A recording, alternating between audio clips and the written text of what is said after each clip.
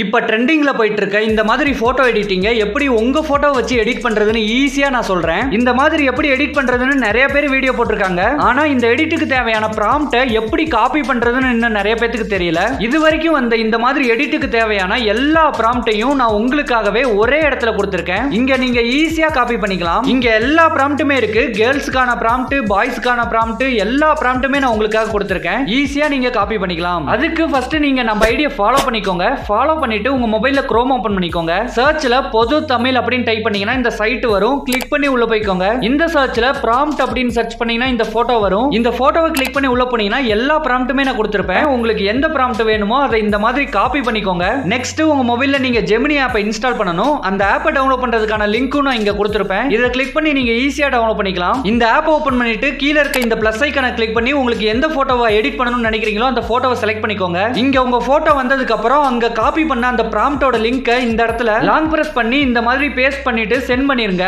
உங்களுக்கு உடனே இந்த மாதிரி சூப்பரா எடிட் ஆகி வந்துரும்.